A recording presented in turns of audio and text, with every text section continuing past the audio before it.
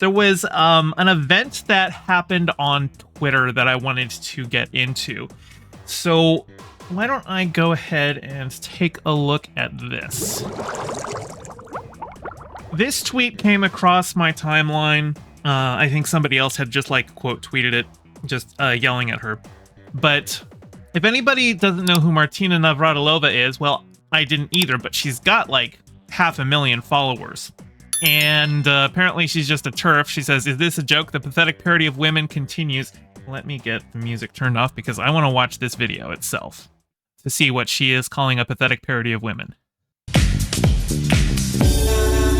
Oh, hang on. Let me get the volume down just a bit. That was pretty loud. Patty, I am so excited to be here with you at Stonewall National Monument with these beautiful flags behind us. Tell me, in your own words, why places like this, like Stonewall, are so important to telling America's story? It's a great question. I think it's because queer rights are more under attack than ever. And I think if we don't acknowledge the past, we're bound to repeat it. So, at a place like Stonewall, this beautiful place, it's a place where so much discrimination and hatred occurred against the queer community, but it's also a place where resistance and queer joy and queer liberation happened. And I think that that is worth celebrating and commemorating. And so I think that we need to not ignore hate as it exists today. I think we need to acknowledge it because it's not just our past, it's our present. And we need to work together to build a more equitable and just future. And that's on that. Okay, that seemed like a very good and inoffensive... Here, let me get the music back on. Very good and inoffensive video put out by Secretary Deb Haaland. And that was, she was talking to the drag queen Patty Gonia. And so Martina Navratilova says, "The pathetic parody of women continues." Now, I don't know whether Martina knows that Patty is a drag queen and not a trans woman. I don't think in her mind it makes a difference. But Martina is actually kind of an interesting thing, because when I saw that she had 500,000 followers, I had to look her up. Well, here she is on Wikipedia. Martina Navratilova is a Czech-American former professional tennis player. Widely considered among the greatest tennis players of all time, Navratilova won 18 major singles titles, 31 major women's doubles titles, and 10 major mixed doubles titles, for a combined total of 59 major titles, the most in the Open era. Basically, huge, famous tennis player. She's won Wimbledon twice, and she is a lesbian. Navratilova has been openly lesbian since 1981 and has been an activist on lesbian and gay rights. So to see a lesbian who has been very open and vocal about it turn TERF is very sad to see. And we run into that from time to time. It seems like a lot of people, once gay marriage became the law of the land in America, they all just kind of either went to sleep on queer rights, or were like, well, I've got mine. Now I don't have to pretend to be allied with those weirdo transes anymore. And unfortunately, it seems like she's one of those. But it seems really weird, particularly for her, because I want to take a look at something. Here we are, playing style and coaches. Navratilova had an attacking serve and volley. Under Renee Richards, she improved her game tactics. Now, Renee Richards, who is that? I want to take a look at this.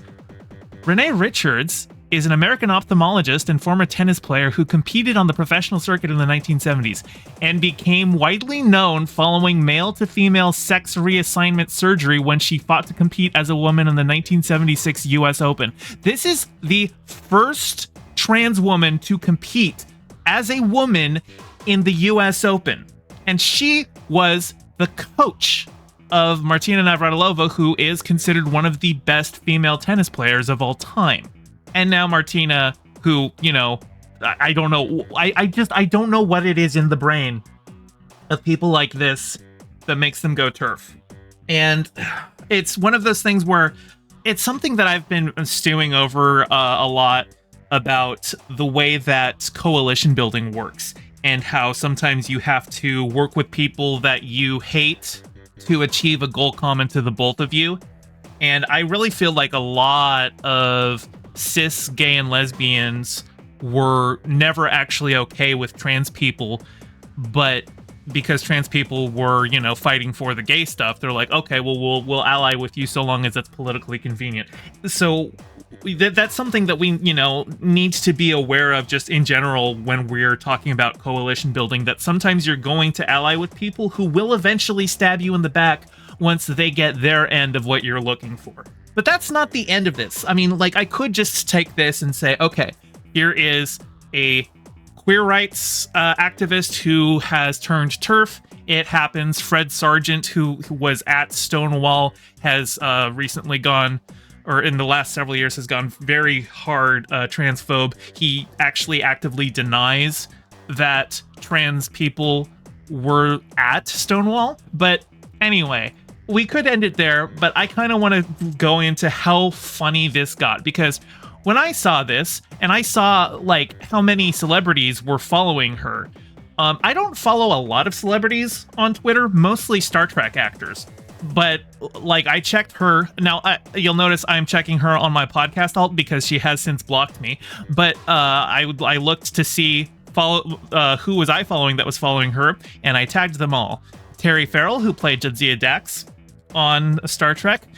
We've got Mark Hamill, you know, the Master Jedi himself. We've got Linda Carter, Wonder Woman herself.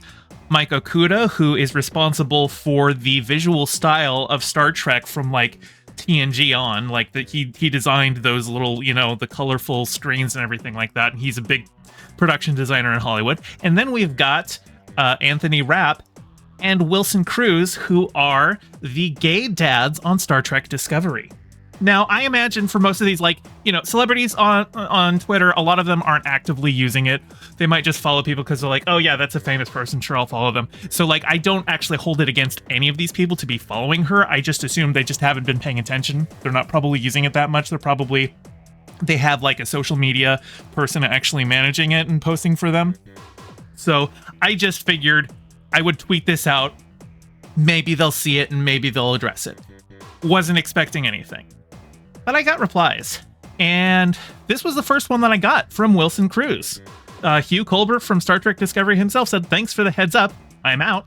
And now all of these are kind of out in order. And, you know, there's a bunch of TERFs in my replies now and stuff. But the second reply was from Anthony Rapp saying, same, thank you for bringing it to my attention. So I got replies from the two gay Star Trek dads. And both of them were coming in defense of trans women. Now, Martina, once she saw that she was actually getting backlash from celebrities, she kind of blew a gasket.